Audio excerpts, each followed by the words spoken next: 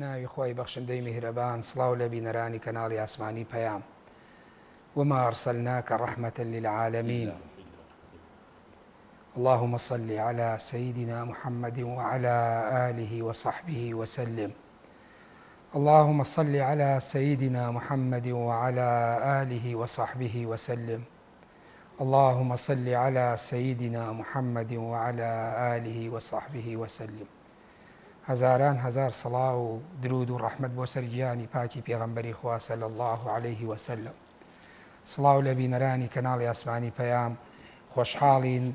بتوانین ئەمڕۆ قسە و باس لەسەر کەسایەتی پێغەمبەر یاخود تێگەیشتن لە کەسایەتی ئەو پێغەمبەرە بکەین صلی الله عليه وسلم. ئێمە هەوڵ دەدەین لەسەر کەسایەتی پێغەمبەر بە شێوەیەکی ورتر یاخود جیاوازتر قسە بکەین. زۆر وتراوە، زۆر نووسراوە، زۆر بیستراوە، زۆر خوێنراوەتەوە لەسەر کەسایەتی پێغەمبەر صلی الله عليه وسلم. بەڵام یەکێک لە نهێنی و معجیزەکانی تێگەیشتن لەو کەسایەتی ئەوەیە کە هەر کات لەسەری بدوێی قسە بکەی بخوێنیتەوە ببینی ببیستی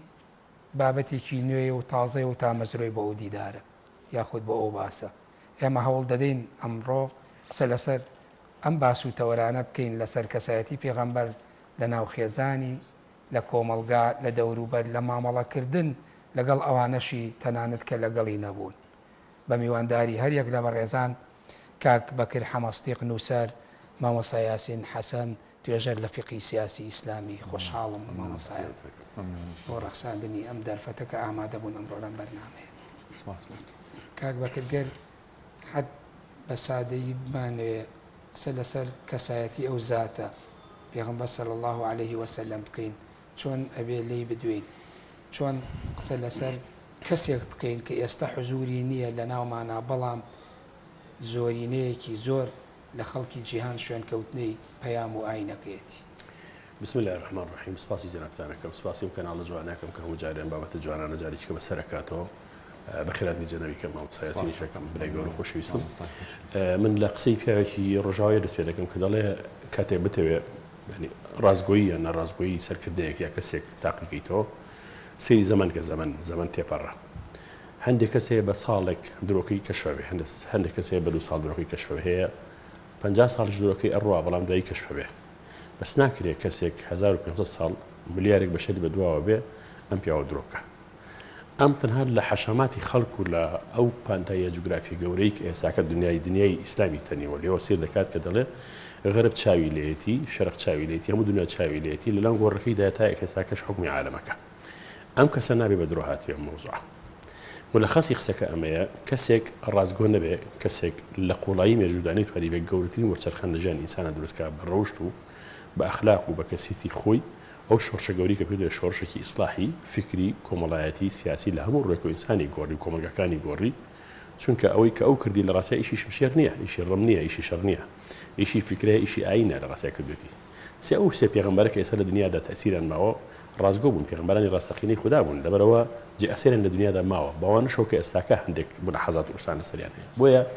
بوونی کەسێک لە قوڵایی مێژوودا و درێژبوونەوەی ئەو بانگەوازە بۆ زیاتر لە 1400 ساڵ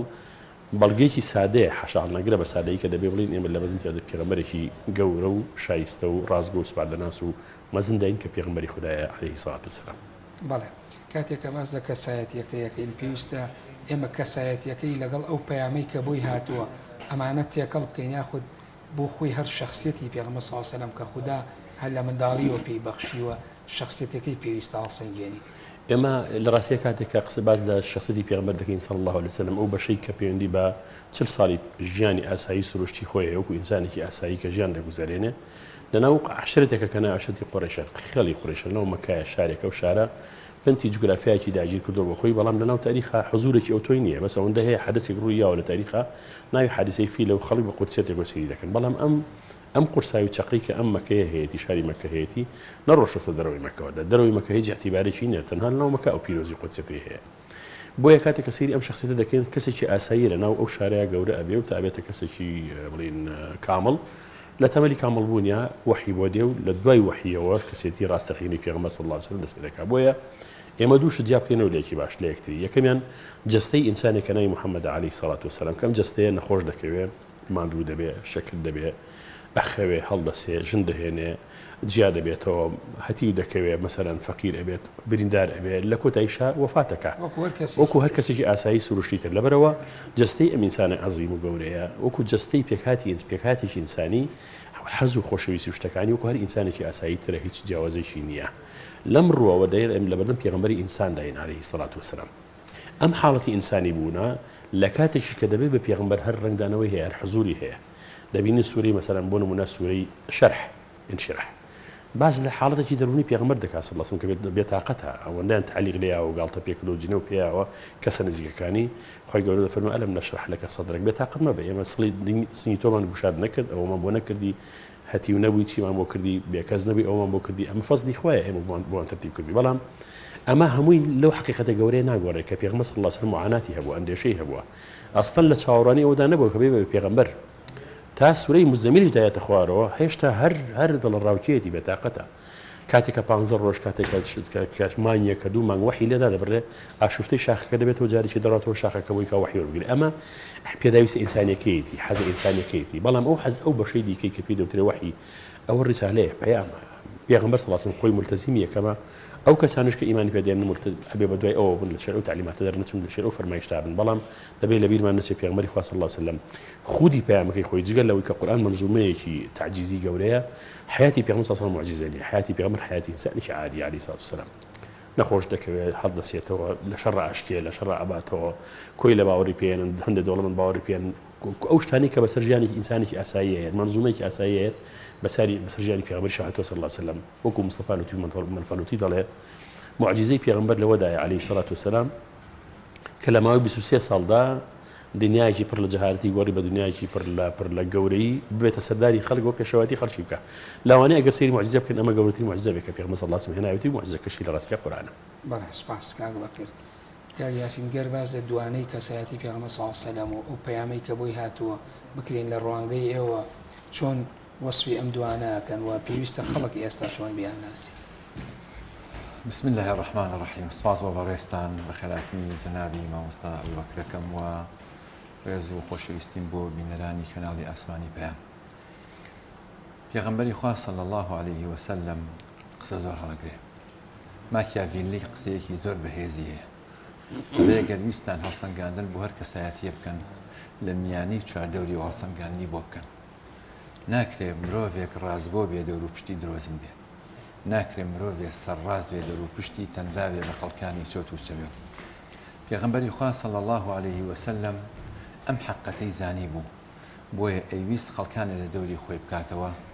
کە خیاری ئومەت بێ ئەبوو بەکر و عومەر و عوسمان و عەلی لەم ڕوانگەیەوە کە ئەیفەرموو اللهم أعز الإسلام بأحد العمرين ئەیزانی عومەری کوڕی خەتاب ئەگەر بێتە پێشەوە چ کاریگەریەکی ئەبێ پێغەمبەر صلی الله علیه وسلم یەک لە مهمەکانی لەناو بەشەریەتە بریتی بوو لە چاندنی پیاو بەسەرێکی سینی هەیەڵێ ئەگەر ویستە پرۆژە بۆ 6 مانگ دیاری بکە یادا بنی برنج بچێنە ئەگەر ویستە پرۆژە بۆ 25 ساڵ تا 50 ساڵ ئەوە باخ و درەخت بچێنە ئەگەر ویستە پرۆژەیەک بۆ زەمنێکی زۆر زیاتر سەدان ساڵ یا 100 ساڵ یا زیاتر دابنەی ئەو بەرنامێتە بوو ئەوە پیاو بچێنە پیاوچاندن یەکێ بوو لە دەیدەن و لە شەئن و لە سیفەتی پێغەمبەری خوا صلی الله عليه وسلم ئەم کەسایەتیە زۆر گەورەیە کە خوای پەروەردگار خۆی فەرمێ وەصطەنەعتوکە لنەفسی یاخود ئەفەرمێ فإنك بأعیوننا و بە موسایە فەرمێ وەصطەنەعتوکە لنەفسی بەم فإنك بأعیوننا لەژێر چاوی خوای پەروەردگار خۆیان پەروەردە بووە بۆیە ئەتوانین بڵێین پێغەمبەر صلی الله علیه و سلم بوو لەو کەسایەتیانی کەوا ئامانجێکی زۆر گەورە و دیاری بۆ خۆی دیاری کردبوو ئەڕۆژ بەرە ئەو ئامانجە هەر کەسێ بەهاتایە مەشغوڵی بکردایە سەرقاڵی بکردایە لە گەیشتن بە ئامانجەکەی ئەم خۆی مەشغوڵ ناکرد زانایان نمونەیەکی جوانیان داناوە بۆ ئەمە کە پێوتێ التەجاهل الممنهج یعنی پشتگوێ خستنێکی بە بەرنامەدا ڕێژراو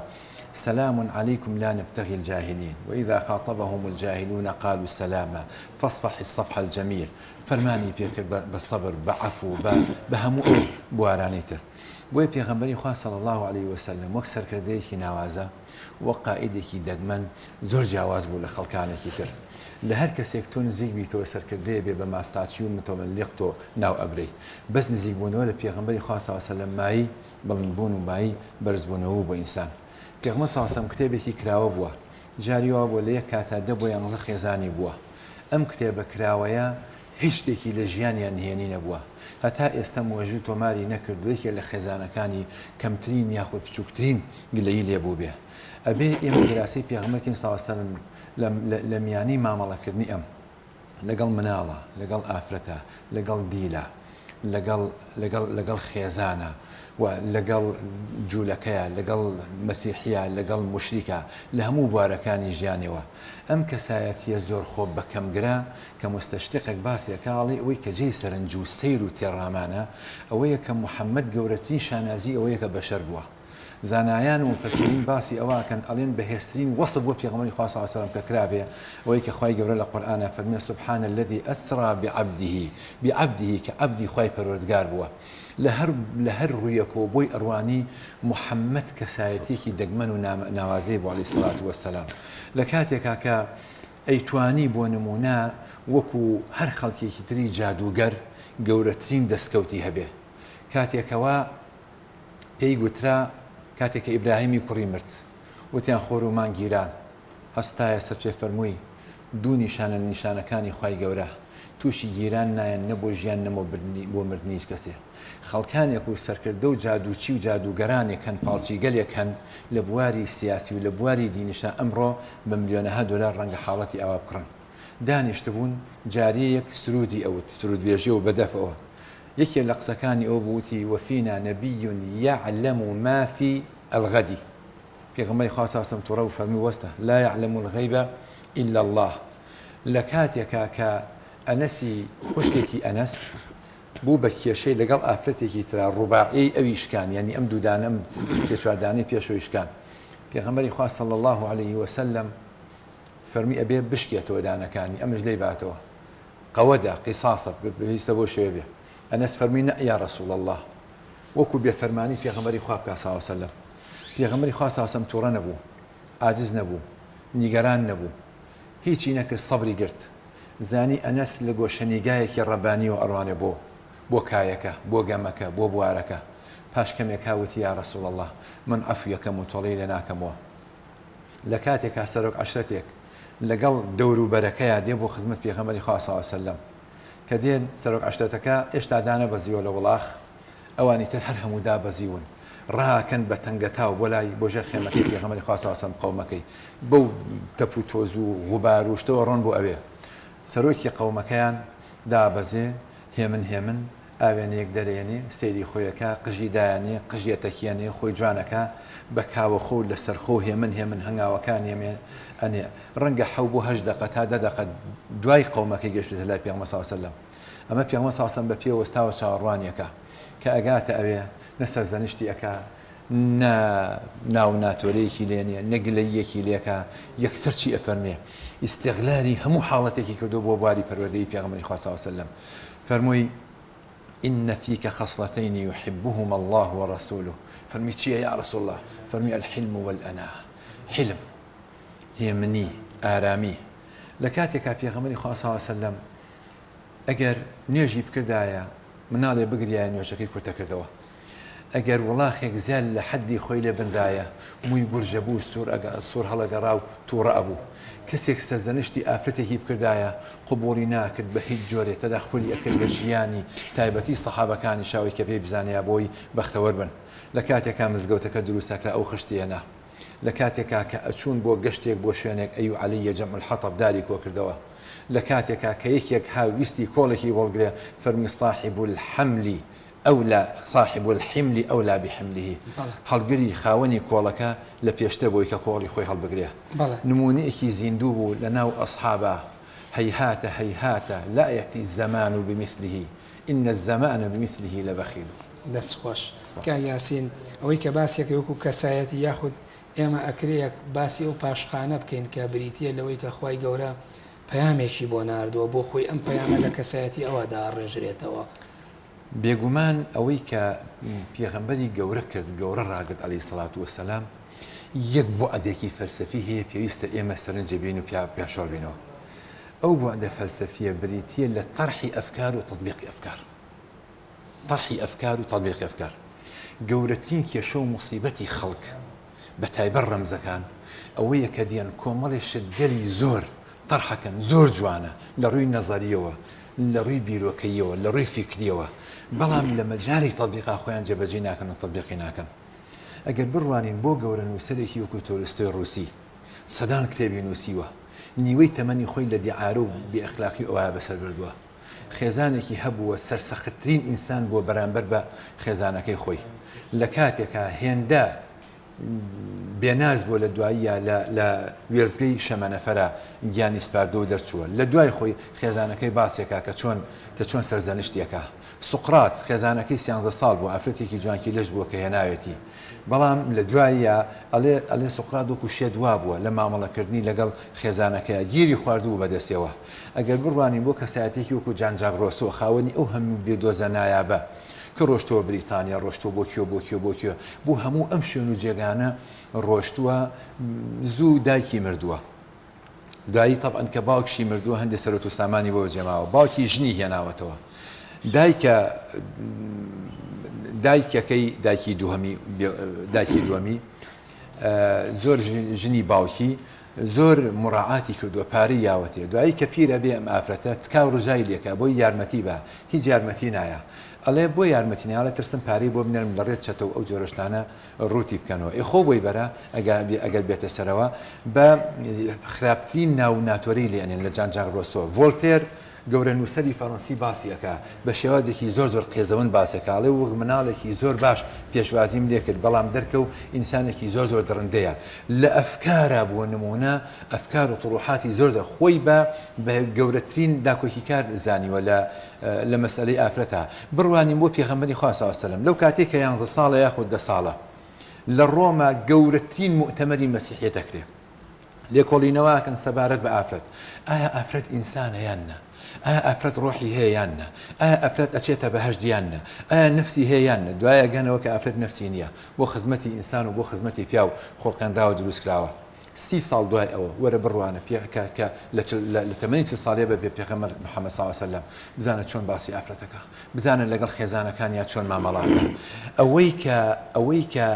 پێغەمبەر صلی الله علیه و سلم جاکاتەوە لەوانی تر طرحی ئەفکارە لەگەڵ تەطبیقە،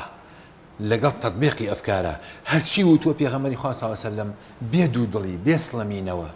بێ چۆکدادان و پاشکەوتن تەطبیقی کردو، جێبەجێ کردووە. بەڵام خەڵکانێکی تر کە طرحی ئەفکارەکەن زۆر بەداخەوە ئەوە پیان ئەوترێکە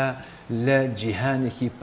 پێوتێ فەقری خەیالی، الفەقر التەخەیولی، باسی گەلێکی زۆرە بۆکە، بەڵام بە هیچ جۆرە جێبەجێ ناکەن. نمونە ئەو کەسە خوێنەوارانەی کە باسم کرد. بەڵێ سوپاس.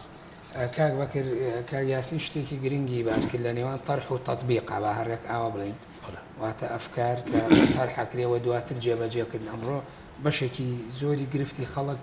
ئەوەیە، یعنی زۆرترین قسە هەیەەوە کەمترین عمل هەیە، بەڵام ئەم بۆ خۆی لە کەسایەتی پێغەمبەر صلی الله علیه و سلم ڕنگدانەوەی هەیە بە زیادەوە. پێویستە خەڵک چۆن لەو کەسایەتە تێ بکە لە نێوان طرح و تەطبیقە، یاخود قەول و عەمەلە بەم شێوەیە کە بێت. خۆی ینی ئەوەی کە ئەگەر سەیری قورئان بکەی هەندێک هەن ئێستا کە خەریکی بواری سۆسیۆلۆژی و بواری سایکۆلۆژیک و ئەو شتانی کە ئەو عیلمە تازانی کە ئێستا کەوکو طرحی نفسی و طرحی کۆمەڵایەتی و طرحی سیاسی بەکاری هێنێ لە دنیا و کۆمەڵ سیاسی نیشانەتی پێە، ئەمانە کۆمەڵێک ئەفکارن تەرحەکرێن، زانایەک فەیلسوفێک ڕۆشنبیرێک تەرحێکە وەکو وەرەقەیەکی عەمەلی ئیسلاحی کۆمەڵایەتی پیشانی بە خەرشی ئەو وەرەقی عەمەلە ڕێگە ئەگرێ ڕێگە ناگرێت، جێگە ئێبێت و جێگەی نابێتەوە، بەڵام مهمە ئەو شەخسە ناوی پێدەرەکەوە بێتە موسڵحێک لەبەرەوەی کە قسەیەکی کردووە. خۆی لە ڕاستی قورئان تەرحکردنی قورئان بەم تێزە بەم شێوازەکەەوە ئەوش حرەکەیەکی ئیسلاحی کۆمەڵایەتی بوو، کۆمەڵگەی چاک کردو و ئیتی دەوری نەماوە پێویستە شتی تر بێتە پێشەوە. لە ڕووی منهەجەوە ئەم تێڕوانیی غەڵەتە، چونکە لە بنەڕەتە قورئان وەرەقەیەکی ئیسلاحی کۆمەڵایەتی نییە، تەنانەت وەرەقەیەکی ئیسلاحی فکری نییە. قورئان پەیامی خوایە، هاتووە لەگەڵ ژیانی ئینسانە بژی، جومزوڵ بە ئینسان بە. حکمەتی داوەزینی قورئانیش بە چەند پلەیەک، بە چەند عەلا مکثین ورتلناه ترتيلا بوشي وازيك لقوناك هندي الآيات داوزي هندي آياتي ديك بسوسي صال ترتيبي داوزيني قرآني بيروز بسوسي صال هاتو تخوار وسدل بيغمبر صلى الله عليه وسلم أويش لو بسوسي صال دا ضلنياب ولا ويك خوي وأو كسانيك لدور بر محيطك يودا دشين معايشة راستقيني دقيقة كان القرآن كل دوي كاتيب كان كم قرآن وظيفة كيتي الراسية قرآن وظيفة كي تسقيب كدني خلق نية وظيفة كي تفكير دروس كدني حالتي فكري وإنسان نية وظيفة القرآن قرانكاري قوري لجاني إنسان وأبي أو كسيك أم وزعبها سكبوا خلق خوي نمونية كم جبجكني أو حالته بويا بيغمر خاص الله متلقي قرآن في دول قم الليل إلا قليلا يعني يا أيها المزمل يا أيها المدثر تو أي خدا بوشك أخو حسنا نيشك شو نيشك لا نيجو دس بيبك يعني بالروس شو نيشك حتى يعني برو أوتا أو كات أوكا خيرك تشاكبك أو شانبك بيغمر الله سمو أو شانا هرشتي كذبة دقة ودق تطبيقي آتي كردو بوتي شونك أم حالتي كلا لو ناخي إنسان دا نموذج دروس أكا نموذج عملي كخلق بتوان تساوي لبكا بلام نموذج عملي مثالي نية كوكو فريش توابه وهذا لبرش أمش حكمتي بيغمبران سلامي خوان لسربيه لأنه عالمي بشر هالكودون شو كبوي بونا نمونيك خلق تساوي لبكا أجر نمونيك فريش تبي أكون نمونيك العالمي شريكا خلق ناتوان أو نمونيك وكو حالتي تساوي لك الدنسيريكا شو عليه وكو مني أو عالمي شريكا للراسي أسأل قصيدة بر بيغمبر شو ده بترسل الله سبحانه بيغمبر وشون تواني جو كم نات وما أوكم بس الراسية كي تسر بباري واقع تو الراس توك أوصل لصوت بين عكري بلام خود تواني شويني أو كوي خود تواني هندل الهنجاو كاني أو هالبجري خود تواني هي لجشتكي أو هالبجري أما موضوعش سيد رحمتي خوالي سبيل لنا وهمو مفسر كاني القرآن ده كانت تاريخ هالكوتون يك حالتي هي بلين يك امتيازي هي بس مفسر كان تراك مفسر كان ترنيان أيش أويا كشف كدني حركي جورانكاري لنا القرآن ده كأله حركي شيء بردوامه مفسر كان وكو كلمة ومعناها تفسير القرآن كان عنده كان وكو فكر عنده كان وكو لغة بس دحقتها سيد كيت سرباسي تفسير القرآن الله قرآن مشروعي بني أدناني إنسانه مشروعي قرآن كاري كومرجاية مشروعي كبدو رزقني إنساني تعزى بحركي شيء بردوام بس جمزول شيء بردوام كثير في ظلال القرآن ذكي بواضحي تيادكي أو كشف كدني أو قانون القرآن ده ك گۆڕانکاری دروستکردنی ئینسانی نوێ بە بەردەوامی ئەم ئەوەی ئەو سموسەر و خاڵی کە بەڕێز مامۆ سیاسی کرێ ئێمە بڵێنەوەی کە بەڕێزت باس کرد سەید بۆ تێگەیشتنە قورئان پێغەمبەر هەنگاوی یەکەم ئەمەی تەفەوت هەنگاوی یەکەم ئەوەیە ئەنجا ئەو سەیدەیە پێمان دەڵێ ئەوەی کە پێغەمبەر کردووی صلی الله علیه وسلم ڕاستی سەخۆی حیاتە نەما بەڵام منهەجەکەی فێر کردووی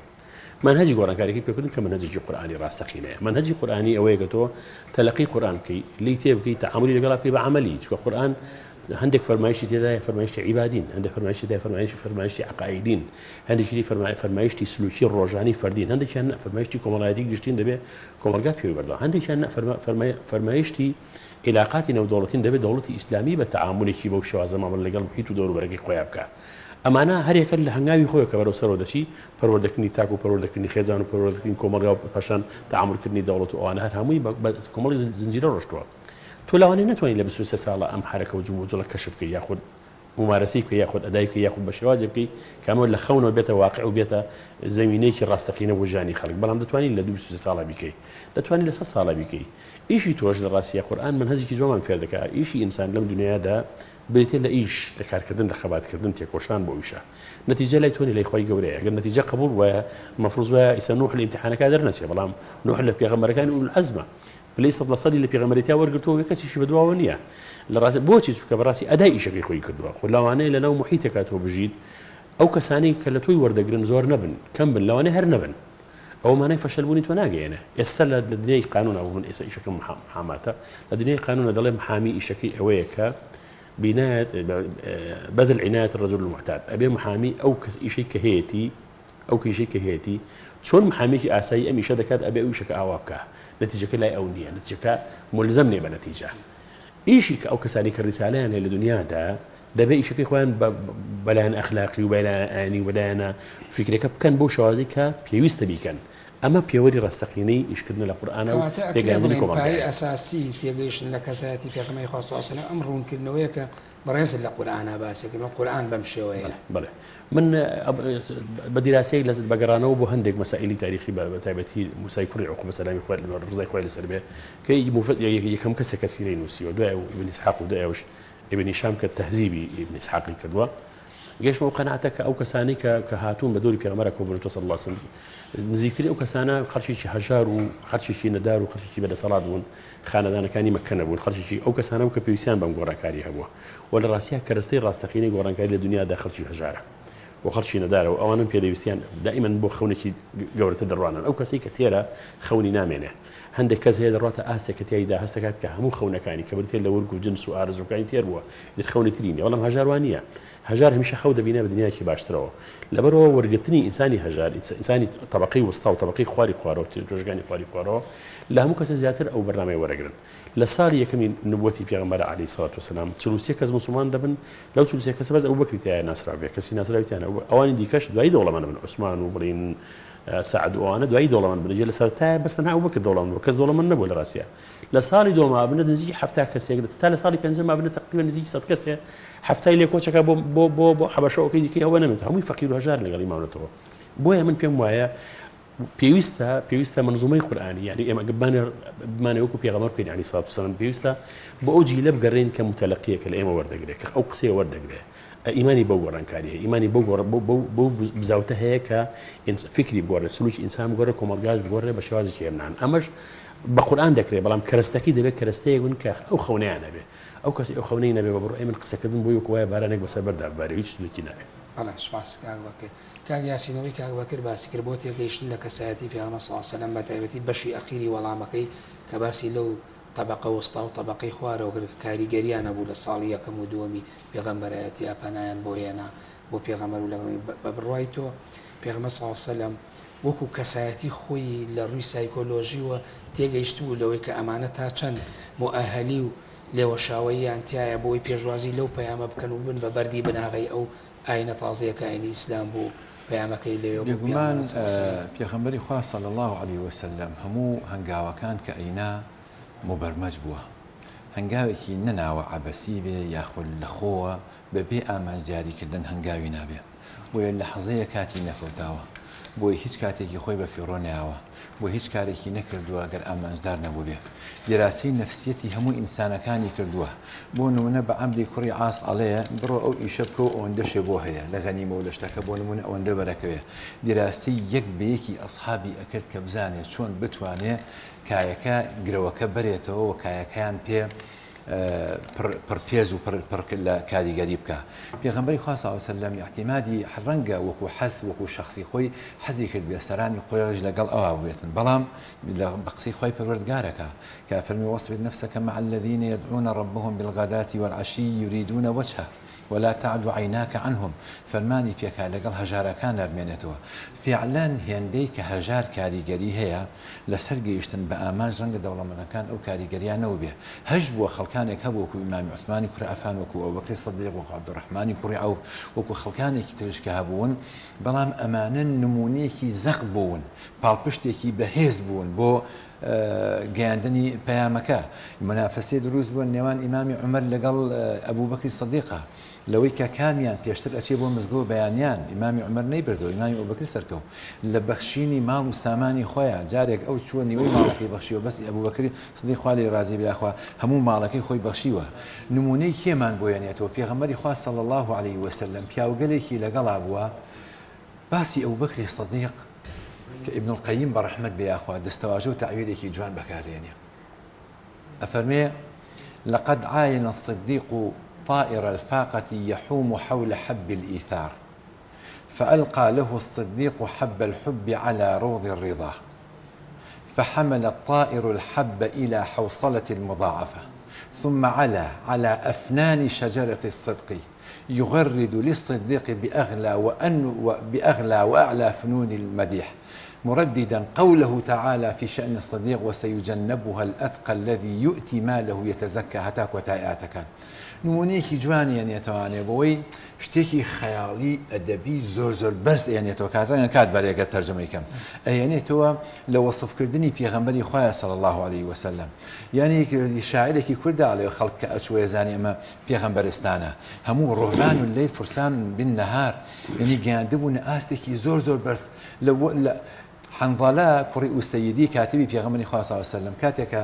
ئەچێتە ئەبوبەکر سدیق بینی ئەڵێ حاڵ و چۆنە حەنظەڵە ئەڵێ وڵات تووشی نیفاق بووم ئەڵێ هیچ چییە تووشی نیفاق بووی ئەڵێ عندما نكون عند رسول الله صلى الله عليه وسلم يذكرنا بالنار والجنة كأن رأي عين فإذا عافسنا الأزواج والأولاد والضيعات نسينا كثيرا لخدمت پیغمبر صلى الله عليه وسلم باسي باشت و جانم و قیامت ما بۆکا وەکو بە دووچای خۆمان بین کە پشتی تێکەین مەشغوڵی ماڵ و مناڵ و سەرۆت و سامانی دنیاوە زۆربەی مان لەبیر دەچێتەوە ئێوە ئەبوبەکر سدیق ئەڵێ ئێمەش تووشی حاڵەتی وا دێن ئەچنە خزمەت پیغمبر صلى الله عليه وسلم ئەو جار پیغمبر صلى الله عليه وسلم کە چیرۆکەکە بۆ گێڕنەوە ئەفەرمێ والذي نفسي بيده لو تدومون على ما تكونون عندي وفي الذكر لصافحتكم الملائكة على فروشكم وفي طرقكم ولكن يا حنظلة ساعة وساعة پیغمبر هاتو صلى الله عليه وسلم حادثي أنصاري پرورداكا هاتو حنظلة پرورداكا هاتو هم همو كلا پیاوة پرورداكا گیانی خوي اسپيري مالي خوي اسپيري سروت ساماني خوي اسپيري برایتيكي تواو برپاكا لنيوان هموانا همو ابن برا يكو همو ابن دستخوش ئافرەتان براکان ئەبنە برا لەگەڵ یەکتریا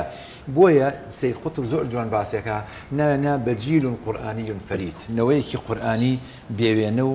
دەگمەن و دانسقە کە لە سەردەمی پێغەمبەری خوا بۆ صلی الله علیه وسلم ئەو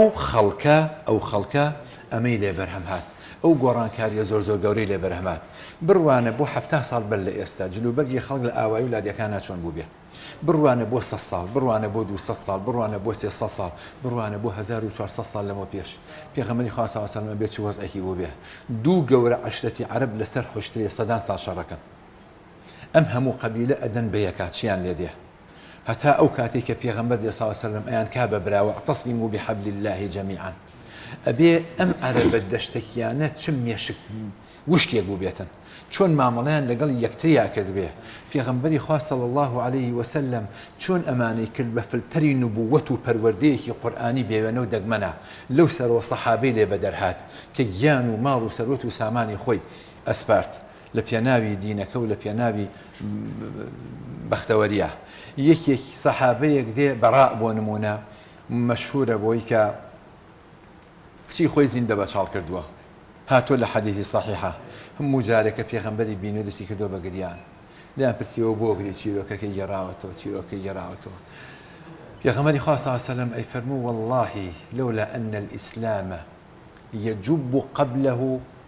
يجب ما قبله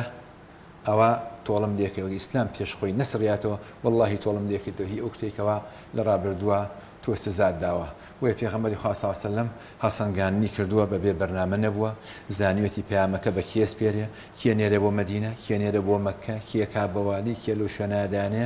سەرکردەیەکی دەگمەن و بێوێنە بووە تا توانێتی پەیامەکە خۆی بگەێنێ بیچەسپێت ماڵا دەست خۆش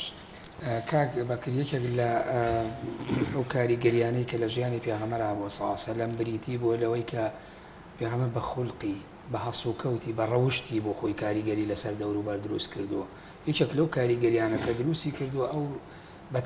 کە لە مەککە بێت ئەچێتە مەدینە لە مەدینە خۆی ئەزانێ منافقشی بە دەورایە و مشریکینیشی لێەوە جوولەکە و ئاینەکانی تریشی لێە بە کەمی لەشەوە یعنی چۆنە مامەڵەی پێغەمبەر صلی الله علیه وسلم و خوڵقی کاریگەری لەسەر ئەوانی ترەکە ڕۆحی تەعایش و پێکەوە ژیان لەناو مەدینە دروستەکە دوای ئەوەی کە هیجرەتەکە بۆ ئێمە ئەگەر لە قۆناغی مەککەوە دەست پێ بکەین کە قۆناغی 16 ساڵ لەوێدا بووە دەوروبەری مەککە دوو نەوعی تێدا بوو نەوعێکیان ئیماندارانە بوون کە بە دەوریدا بوون ئیمانیان پێهێناوە هەندێک بەنهێنی و هەندێک بە ئاشکرا لەگەڵیدا بوون ئەوانە بوون کە گیانفیدای پێغەمبەر بوون عەلەیهی سەڵات وسەلام سەرسوڕما بوون بە هەرسوکەوت و بە سلوکی ڕۆژانی ئەو زاتە گەورەیە پێش ئەوەشیانی ئەبوبەکر سیدیق مەسەڵەن مامۆستا ئیشارەتی پێیە هەموو جارێ لە ئەسەرا هاتووە کە هەر کەسێکم بانگ کرد بێ بۆ پێغەمبەرەتی خۆم باسی پێغەمبەرەتیم بۆ کرد بێ ڕۆژی دوو ڕۆژ فرسەتی وەرگتووە ماڵەتی وەرگتووە جگەل ئەبوبەکر یەکسەر وتی من هیچ مۆڵەتم نایەتەوە دەناسم وزانم تۆ چی ئەمە تەڵەن ئەم بەڵام زانیاریە کەڵەکە بووی ناخی ئەبوبەکر بوو بەرامبەر پێغەمبەر صلی الله علیه وسلم یەک ڕۆژ نییە هی مثلا فرسەتێکە لە عومر ئەم پیاوی بە ڕازگۆیی بینیوە بە گەورەی بینیوە بە جوانی بینیوە هەموو شتەکانی دیوە لی یعنی تەخەوری نەکردم پیاوە درۆ بکە ڕاب ڕازگوانی یەکسەر ئیمانی پێهێناوە ئەبوو سوفیان لە حیوارێکا دەڵێ من ئەم قسە محەممەدێکا بۆیە سەر مسلماوە لێی عقل نایبڕێ ئەم شتێکەوە دەڵێ وحیم باتوە جناب محەممەد هەموو هەرجم شتێکی ڕاستە هەموو شتێکی ڕاستە لێ سپات دەناسە تعاملی لەگەڵ محیتەکەی خۆیدا تعاملێکی ئەوەندە بەرز و گەورە بووە هەمیشە بە سمبولی یەکەم سێری کراوە لە سمبولی یەکەمیش وە لە ڕاستیە بەڵام تاقمی دومیان نوعی دومیان ئەو مشریکانە بوون کە لەگەڵی تعاملیان کردو ئەوانەی کە جۆر جایەتیان کردووە محاولان کردووە ئەو حاڵەت ئەو جوانی کە پێغەمبەر هەیەی صلی الله علیه وسلم لە ڕەوشت و ئەوانەیە ئازاری بن مثلا تووڕێی بکەن و غەڵەتێ بکە مثلا لە کاتی نوێژە پاشەڵی وڵاخیان کردو بەسەر لە کاتی نوێژە سەر و پێی پیسیان گەوزانەوە لە خۆڵەکە و کردیانە بەسەر لە کاتی سوژدە بردنە بۆی بەرز بێتەوە قسێ بکە مثلا لە بەردەم ماڵەکەیە مامی کە مامێتی برەی باوکێتی ئەبوو لە هەب ئەم پیاوە دراوسێتی کە مەفروض وایە حەقی دراوسێتی ئەنجام بە بەڵام یەت پیسایی لە بەردەم ماڵەکە دایانێ بۆی کا پێغەمبەر صلی الله علیه و سلم جانی پیس بێ و بێزار بێ تاخر بێ ئەویش کە لە جاتی قسە بکە ئەڵێمە ئەم دراوسێتی ئەوە نابێت دراوسێ باشەکانی من دراوسێتیوان ئەمە هەموو قسە ناشرینەکەی ئەوە کە دیکە زەحمەتە تو بتوانانی لە بارودۆخی کێوایە ئەوە تووڕە بکری ئەوەندە ئەزت بدری غەڵەتێک نەکەی لە حیاتی جوملەیەکی غەڵەت بەرامبەر بەرامبەرەکە نەڵێ لێرە ئەگەر شتێک یعنی پرسیارێ دروستە بێ کەواتە کرێ بڵێن هەموو ئەو قۆناغانەیە و مەرحەلانە کە بەڕێزت هێمات بۆ کردکەواتە ئەمە هەموو ئەزمون و تاقیکردنەوەی لە مەحەک دراوەتی بەتەکیان من پێم وایە قاڵ کراوە لەم شتانە هاتووە ساڵ لە دوای ساڵ کەسایەتەکەی زیاتر بەفعلی خۆی ئەم قسەیە گرنگە ئەنجا لە قسە پێوتنەوە لە تعلیقەوە لە بەدرۆ خستنەوە لە هەموو شتێکی پێوترا بڵین ئەو کەسی ئینسانێک بڵێ اختیباری کەسێ بکەی اختیباری تووڕێیەکەی بکەی اختیباری مثلا سەبری بکەی اختیباری بەخشندەیەکەی بکەی اختیباری مثلا بڵین برسێتیەکەی بکەی اختیباری تینوێتی بکەی بە هەموو دیوێکە اختیبارەوە لا بۆ اختیبارەکان دەرچووە چێ لە اختیبارەکە خودایی بێ چی اختیبارەکە ئەو خەڵکانە بن کە لە دەور محیتەکەی ژیان و سلوکی شخصی کەسێک کە ناوی محەممەدی کوڕی عەبدوڵڵاه عەلەیهی سەڵات وسەلام و پێغەمبەری خودایە کە ئەچێتە مەککە هەر پێغەمبەر نییە سەرۆکی دەوڵەتیشە ئەو جادوش سێشت ئیلتیزامەتی تری بۆ دروستە بێ و کۆمەلگای مدینە کۆمەلگایکی کراوەیە کۆمەلگایەکە ئەسنافی تری تایە پۆلێنی تری تایە کۆمەلگای نەوعی تری تێدایە لە ناومەکە ئەو کۆمەلگا نەوعیانە قوڵایی معریفی و ئاینی تریان هەیە جگە لە ئیسلام لە مەکە مجتەمەعێکی سادە بووە بەڵام مشریکەکانی زۆر ڕقاوی بوون زۆر داغدەدڵ بوون بەس سادە بوون عمقی معریفیان نەبوو لەسەر هیچ شتێک بەڵام مجتەمەعی مدینە وان نەبووە خەڵکی زانای تیا بووە ئەحباری جوولەکەی تیا بووە نەسرائیلەکانی تێدا بووە پاشان دووڕۆکانی تیا دووڕۆکان لە قسەزانیە کەمتر نەبوون لە مەسیحی و لە جوولەکان لە ڕاستی قسەیان زانی و قسەزانی زۆر ئەوەش بوون و لە حەقیقەت یەکێک لە فەرمودەکانی پێغەمبەر صلی الله علیه و سلم دەفەرمێ کە من ئەو زۆرتری شتێکەکەی دەترسم منافقێکە دووڕوویەکە کە زۆر زانا بێ و لە حەقیقەت ناو ناخی پیس بێ خەڵک وابزان ئەمە زانایە چونکە بەڕاستی زمانی منافق زمانێکی زۆر پاراوە زۆر کاریگەرە تەسیر لە خەڵکەکە کەسێکە قسە بۆ خەڵکە باسی ئیمانەکە بەس حقیقەتە پێسێکی مهم نییە و دەوروبەری ئێمەش ئێستا پڕەتی لەو زۆر منافقانە و دەردی کۆمەلگای ئەمڕۆ دەردی منافقینە چۆن ئەم پێغەمبەرە عەلەیهی سەڵات وسەلام وەک سیاسیەک وەک سلوکی سیاسی ئێستا وەک سلوکی فەردی 100% وەرگرت ئێستا وەک سلوکی سیاسی سەرۆکی دەوڵەت چۆن دەبێت تەعامل لەگەڵ منافق بکە چۆن تەعامل لەگەڵ جوولەکە و نەسرانیەکان بکە ئەنجا تشکیکاتی ئەوان بۆ پێغەمبەر صلی الله علیه و سلم لە عامی وفودا دەرەکەوێ سەدان تشکیکیان سەدان گومانیان هەبوو لەسەر ئەو نقطەی قووەتیش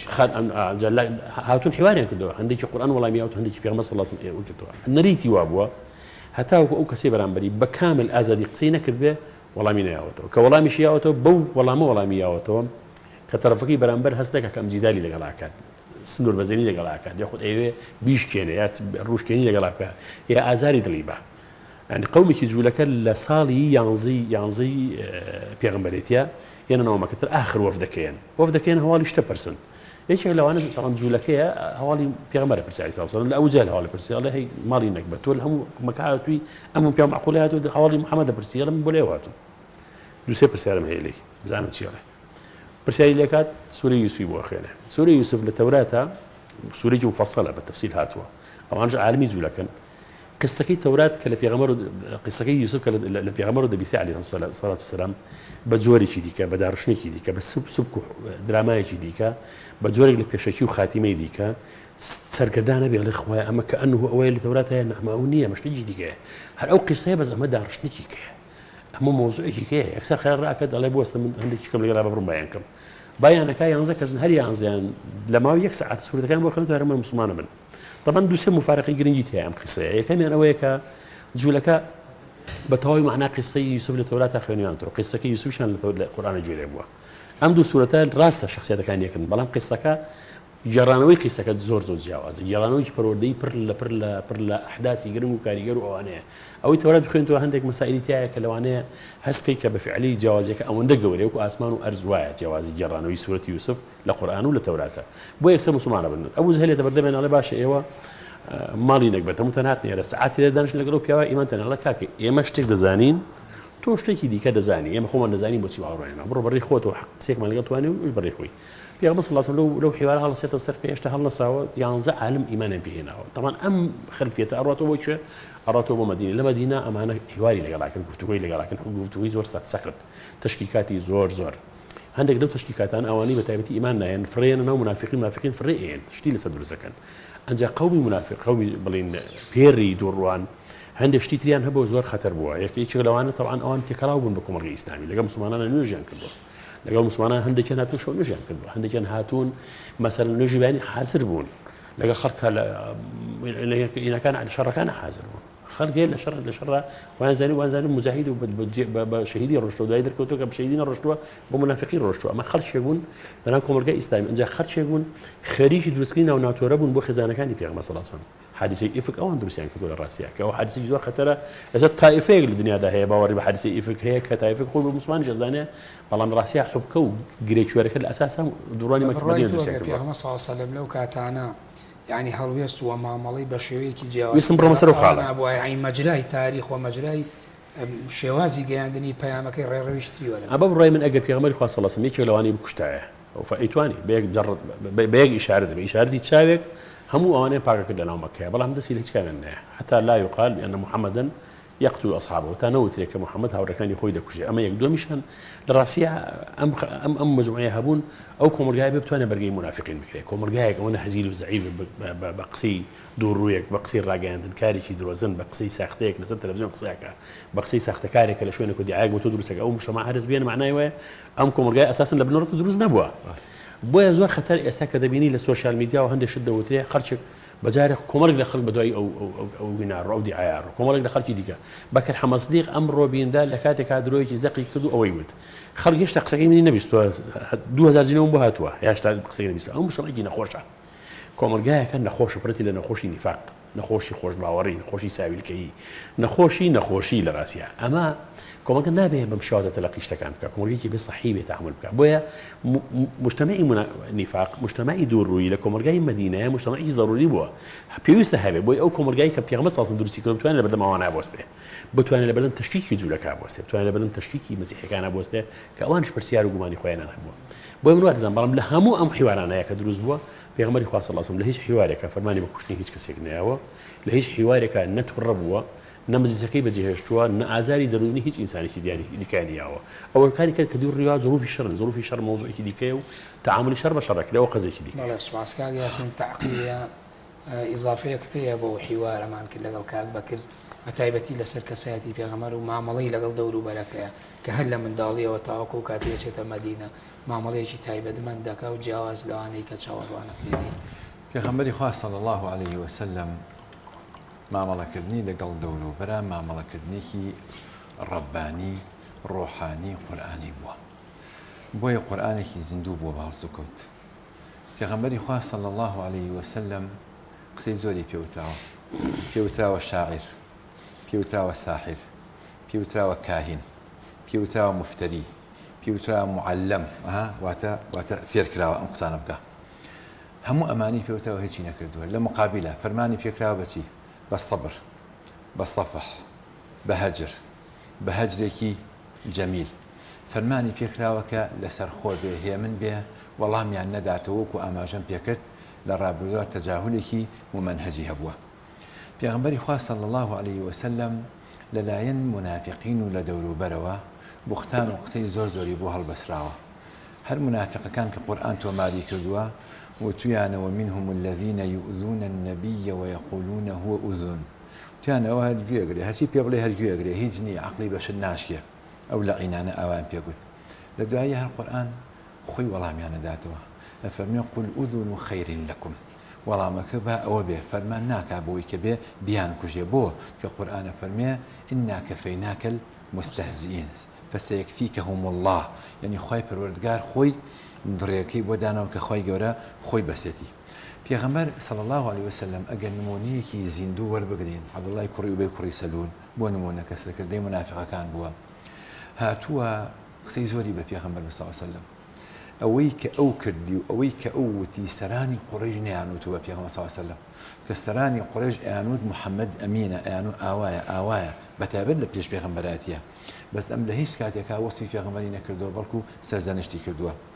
قرآن تۆماری کردو سوورەی حزاب کە ئاڵێ لئین رجعنا إلى المدينة ليخرجن الأعز منها الأذل خۆی بە ئەعز ئەزانێ محەممەد صلی الله عليه وسلم بە ئەذل ئەزانێ. ئەمە یەک خاڵێکی تر طعنیە لە ناموس و شەرەفی پێغەمبەر صلی الله عليه وسلم لە عرضی پێغەمبەر صلی الله عليه وسلم لە حادیثەی ئیفکا یەک بوو لەو کەسە سەرەکیانەی کەوە شایعەکەی بڵاو کردو برێدا بە قسەکە ناو کۆمەڵگەی مەدینەیە کە ویستیان لە ڕێکتانەدان لە ناموسی پێغەمبەر صلی الله عليه وسلم ئوممەتی ئیسلامی لە بەرێک هەڵوەشێنن. بەڵام لە خاڵی سێهەمیشیانە ئەو کەسە تەبعاً قسەیەکی زۆر پڕ لە نیگەرانیە کات مەلعونە کە ئەو قسەی بەرامبەر پێغەمبەرەکە صلی الله عليه وسلم کاڵێ سەمین کەلبەکە یەکولکە سەگەکە قەڵەوکە لە دواییە ئەو خوات. پێغەمبەری خوا صلی الله عليه وسلم هەموو ئەمانەی بیست کوڕەکەی هاتووتی یا ڕەسوڵ الله بابم لە گردنی فەرمووی نوحسن صحابته ئێمە هاوڵێتی لەگەڵ ئەوە ئەپارێزین بە جوانترین و بە باشترین شێوە کە ئەمرێ عەبدوڵڵای کوڕی ئەڵێ جبەکەتم بەرێ بەڵکو خوا لێی خۆش بێ ئەڵێ جبەکەم لە جبەکەم نادفنی بکە کە ئەمرێ پێغەمبەری خوا صلی الله عليه وسلم داوای ئیستیغفار و لێخۆشبوونی بووەکە. لە دوای مردنیشی کە ئیستیغفاری بووەکە ئاەت دێتە خوارەوە فەرمی ئستەغفر لهم ئەو لا تستغفر لهم إن تستغفر لهم 70 مرة فەرمێ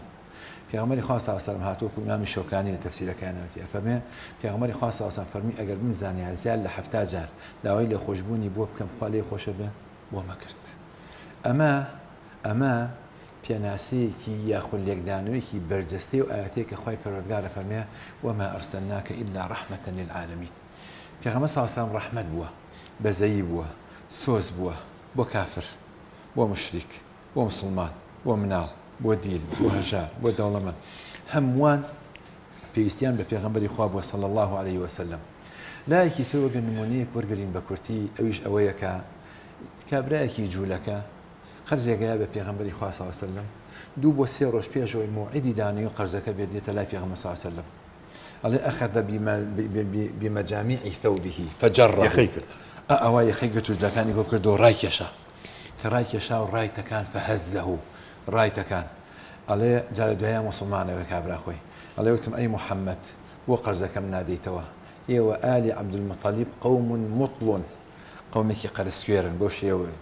ئەڵێ جار ڕوانیم بۆ ئیمامی عومەر سێرم کرد چاوی لەسەریا ئەوە ئەخولایەوە دوو چاوی لەسەریا ئەخولایەوە وتی ئەی مەلعون ئاوا لەگەڵ پێغەمبەر قساکەی واللهی ئەگەر لە ترسی ئەوە نەبێت لولا خشية الفوات لضربت بهذا السيف بين عينيك أما لنيو دو چاو بمشم شرا بس چی بکەم ئەترسم لە چیە ترسیت يعني لە چیە ترسی لەوە ئەترسیە کە ئەمە ذمیە کە ئەمە معاهدە کە ئەمە بەڵێنی لەوەگیراوەکێکە لە ڕعیەتی دەوڵەتی ئیسلامی لەسەر خاکی ئومەتی ئیسلامیە پێغەمبەری خوا صلی الله عليه وسلم فەرمێ ئەی عومەر وا مامەڵە مەکە بە من بڵێ ئەدای قەرزەکە بکەرەوە بەویش بڵێ ئەکرێ بە جوانتر داوای بکەی ئەی عومەر بڕۆ لەگەڵیا قەرزەکەی بەرەوە 20 ساعیش زیادەی بەرێ حەقی ئەوەی کە تۆ ترسانت یعنی 40 لیتر گەنم یا جۆ زیادە بەرێ حەقی ئەوەی کە ترسانت کە ئیمامی عومەر ڕۆی لەگەڵیا لە ڕێ شایەتمانی هێنا موسڵمان بوو وتی چۆنەوە شایەتمانێنی تو موسڵمانە بیت و ئاوا مامەڵە لەگەڵا کرد وتی لە لای ئێمە لە تەوراتە کە سەیرم کرد هەچی سیفەتی پێغەمبەرایەتی هەیە لە محەممەدا بەدیم کردبوو دوان نەبێ یەکێکیان هەل یەغلیب حلمه جەهله ئەو غەضەبه ئایا حلمی زاڵە بەسەر نەفامی و خەشم و قین و تووڕەیە و خاڵی دووهەمیان هەر کاتێک هەر جاهیلێک لەگەڵ یا زیادە ڕەوی بکە ئەو حلمی زیاترەکە وەکو ئیمامی شافعی بەڕەحمەت بێ ئەفەرمێ يزيد سفاهة وأزيد حلما كعود زاده الإحراق طيبا پێغەمبەری خوا صلی الله عليه وسلم ئاوا بووە ئەڵێ هەردوو مەرجەکە هەردوو نیشانە و عەلامەکەم بەدی کرد لە محەممەدا صلی الله عليه وسلم بۆیە ئێستا ئەڵێم ئەشهەدو ئەن لا إله إلا الله وأشهد أن محمدا رسول الله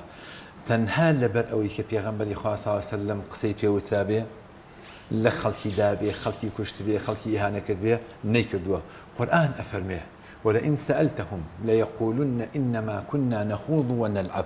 قل أبي الله وآياته ورسوله كنتم تستهزئون استهزاء كردوه خلق يكبوا مسلمان بو كافر بوتو مسلمان بوتو يعني خواهي قول القرآن فرمي إن الذين آمنوا ثم كفروا ثم آمنوا ثم كفروا ثم ازدادوا كفرا لم يكن الله ليغفر لهم ولا ليهديهم يعني پیغمبر علیه الصلاة والسلام کۆمەڵگەیەکی مەدەنی فراهم هێنابوو ئازادی دابوو بەو خەڵکە کە ئیمان یعنی ئیمان بێنێ کێش ئیمان نانێ خۆی بۆ خۆی ئازادە بەس ڕێز لە قوانین یاسا و دستوری دەوڵەتی ئیسلامی بگرێت. بەڵێ سوپاس کاک یاسین کاک باکرد بەشێک لە تێگەیشتن و بۆچوونەکانی کاک یاسین خستمێ سەر ئەو پرسیارە. طبعا ئێمە بازە کەسایەتی پێغەمبەر و شەخسیەتی وەڕەوشتی ئەکەین. ئێستا ئێمە لەم زەمانە تازا کە ئێستا 14 سەدە لە دوای سەرەتای پەیامی ئەو پێغەمبەرەوە صلی الله علیه و سلم ئەژین ئەبینی پێغەمبەر صلی الله علیه و سلم یعنی هەندێک کەسەیە بەرامبەری کۆمەڵێک هەڵوێست ئەنوێنن کە پێچەوانەیە بە کەسایەتیەکەی و بە پەیامەکەی و بە ئەوەی کە ئەو تێگەشەوە توانێتی مخاتەبەی کۆمەلگای پێ بکە ئەوەی کە ئەگەر گونجاو بێ بڵێم ناونراوم سوکایەتی نازانم بێڕێزی هەرچی کە ئەڵێیت ئایا بۆ خۆی با من نەڵێم پێویستە چۆن ئەو کەسایەتیە بناسێ با بڵێم پێویستە خەڵکی مسلمان و بڕوادار بە چ زمانێکی تایبەتمەند کە هەڵگری دەلائیلەکانی یاخود هەڵگری ئەو ئەخلاقی پێغەمبەر صلی الله علیه و سلم بتوانن ڕوبەڕووی ئەوانە بن و وەڵامیان بنەوە. يعني من كاك عرب جان قناعتهم ويا ومعصى ياسين إشارة في أيام كأمتي بيغمبرين عليه الصلاة والسلام وبريار من ناو شويني أو برنامج الربازي أو كوين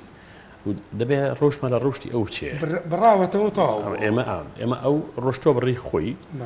صلى الله عليه وسلم بلام استا أو شتي كما تو منهجي أول جياني إما تعامل أو شتات شونكي أو بيجا مشتك بيسمون بتيجشتن هي لاشتكان يعني استا موضوعك هي من قصيدة كم لشونك زنابد لويني كاگ یاسین کە قسەکە بە تۆ باسەکە ئەڵێ بەکرد سوکایەتی کرد بەڵام تۆ دوای کە هیچ گوێ لە من ئەگری سێرێکی قسەکەی من سوکایەتینی لەوانەیە هەندێک بۆنی ئەوەی لێبێ کە ڕەخنە تۆ گرت بێ ڕەخنەکەم قاسی بوو بێ بەڵام سوکایەتی تێدا نییە. ئێمە تە پێویستمان بۆ هەیە کە لەسەر قسەکان بوەستین ڕاستیە کەسێک کە خبرەمبەر پێغەمبەری ئێمە قسە دەکات عەلەیهی سەڵات وسەلام دەبێ ئەو قسەیە تەحقیقی تیا بکەین مۆزوعەکەیە پاشانیش نابێ ئێمە وەکو کۆمەڵگەی ئیسلامی حەزی خۆمان بڕیاری خۆمان مەسیری خۆمان چارەنووس و هەلوستی خۆمان بینی دەستی کۆمەڵێکی ئینسانی توندڕە و ئەو بڕیار بە کۆم توندڕەوێک یەکە لە شەقێک خەڵکە کوژێ خەڵک ئەبڕێ خەڵک چێکە تەقینەوەکە ئەو بڕیار بە عالەمی ئیسلامی کە چێ موقیفی چییە. کۆمەلگای ئیسلامی کۆمەلگایەکی جوانە کۆمەلگایکی ڕگوپێکە مەکاریم ئەخلاقی زۆر جوانی تێدایە گەوری زۆر تێدایە بەس یەکێک لە مشکلەکانی ئەوەیە کە هەتاکو ئێستاکە ئەدەبیاتی توندە و ئەدابێتێکە بەو ئەخلاقە ناجوڵێتەوە کە پێغەمبەر صلی الله علیه وسلم خۆی تەوسیە کردەوە کە بۆ شازە جوڵە نگاڵی ئەوەی کە عەبدوڵای کوڕی ئوبەی کوڕی سەلول وتوێتی لە حیاتی خۆیدا هەندێک لە قسەکان لە سیرای هاتوون جملەی زۆر ناڕێکن تۆ ڕوود نایە بیڵێی جملەکە یعنی تۆ لە پێغەمبەر تری بڕۆی دانیشی ئیجراعات کردی بەرەم بە کەس من ئەوەی کە ئەو گەنجە مەسەڵەن بۆ من لە ئەو حادیسەیە کردوێتی قسە لەسەر ئەو بەشە نییە پرسیارێک لە خۆم لە تۆ لە هەر کەسێکی دیکە دەکەن دەکرێت گەنجێک بڕیار بە ملیارێک مسلمان شوێنی گەنجێک بکەیت کە مامۆستایەکی سەربڕێ لەسەر قسەیەک ناکرێەوە منطقییانە تۆ بێ خۆت بۆسی ئەگەر هەموو بڕیارمان نا هەموو خەڵک بکوژ بە هەمومان خەڵک کوشین ئەگەر بڕیارشمان نا هەمومان هەڵوێستێک وەربگرین وەکو شعوری دینی هیچ ئینسانێکی مسلمان بەوە شەوکە ملتەزیم نییە بەوە شەوکە نوێژ ناکە قبولی نییە ئیهانەی پێغەمبەرەکەی بکرێ قبولی نییە من خەڵک ئەناسم لە ڕاستی التزاماتی دینی نییە